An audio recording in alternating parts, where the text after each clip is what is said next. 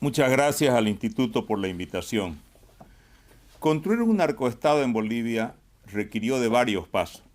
Primero, las dictaduras del socialismo del siglo XXI declararon que el narcotráfico era un arma antiimperialista y que la producción de drogas significaba el debilitamiento del imperio y sus países aliados. La transformación de los movimientos guerrilleros de la década del 70, como la FARC, el ELN, Sendero Luminoso, en narcosguerrillas, así como la protección del gobierno de Cuba y Nicaragua en el gobierno inicial del Frente Sandinista, y luego Venezuela con Chávez y Maduro a estos grupos y permitir que otros grupos delincuenciales operen en su territorio, los convierte en narcoestados porque combinan delincuencia y política. Segundo, estos países crearon un falso liderazgo indígena, convirtiendo y financiando al presidente de las federaciones de productores de coca excedentaria del Chapare, que va al narcotráfico, en presidente, y se apropiaron del país. Bolivia técnicamente es un país ocupado y sometido. Tercero, cambiaron la Constitución, acabaron con la República y elevaron a rango constitucional y sagrado la hoja de coca. El artículo 384 dice: el Estado protege a la coca originaria y ancestral como patrimonio cultural, recurso natural renovable de la biodiversidad de Bolivia y como factor de cohesión social. Cuarto, cambiaron la ley 1008 que penalizaba la coca excedentaria y la sustituyeron por la ley 906.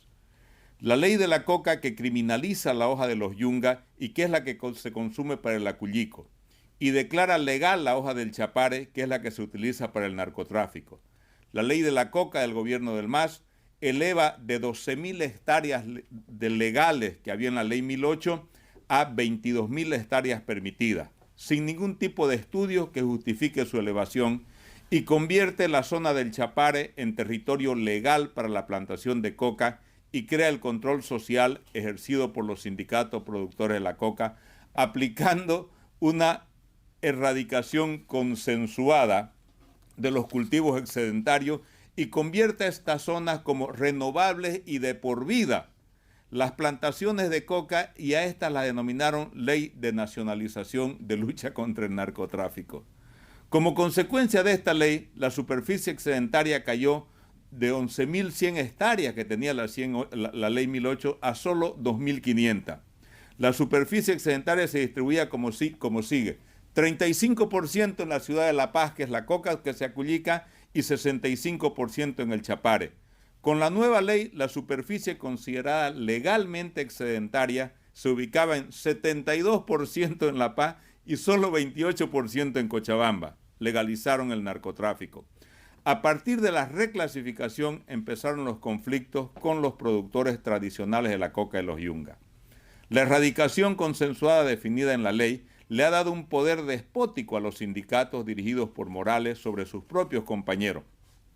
Poder que al extenderse en extensas regiones e influencia en la economía cocaína ha socavado la autoridad estatal. Más fuerza tienen los sindicatos, impidiendo las acciones de interdicción y provocando en esas zonas rojas la proliferación de fábricas y laboratorios para la elaboración de cocaína. Un dato importante: la ampliación de la superficie autorizada por ley incorporó a 18 municipios bajo la influencia directa de la producción de coca. Con la ley 1008 sumaban 130.000 personas y con el cambio de la ley aumentaron a 592.304 personas que estaban directamente involucradas en la producción de coca. Estos son datos del INE. La producción total promedio anual de Bolivia es de 56.200 toneladas de coca. Quinto, invirtieron el dinero de los bolivianos 1.295 millones de dólares en una planta de urea en el Chapare para utilizar en la fabricación de pasta base de cocaína, y los organismos de seguridad no pueden hacer nada porque no está clasificada entre las sustancias controladas.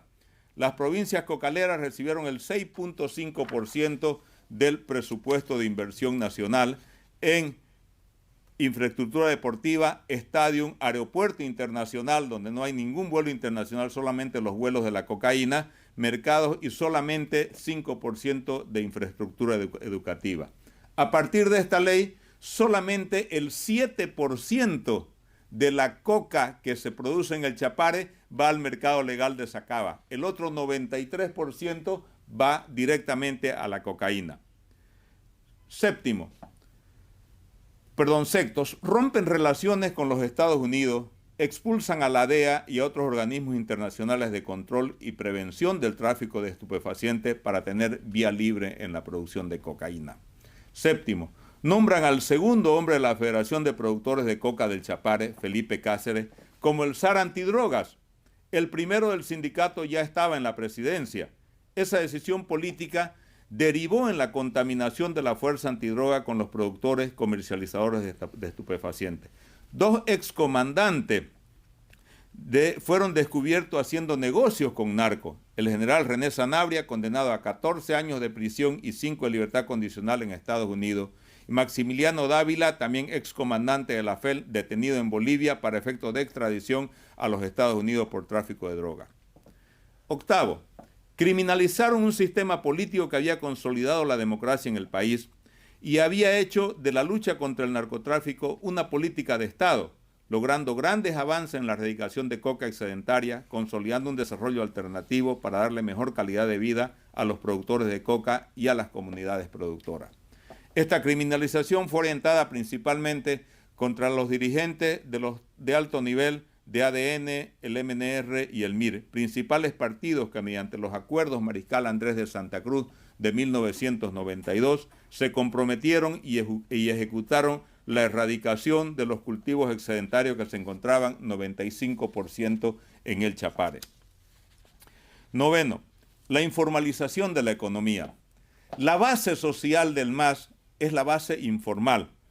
Clave para la comprensión de esta actividad ilícita es el modelo de acumulación primario exportador en el que actividades como el narcotráfico, la minería ilegal y el contrabando han prosperado, creando un entorno de un capitalismo salvaje.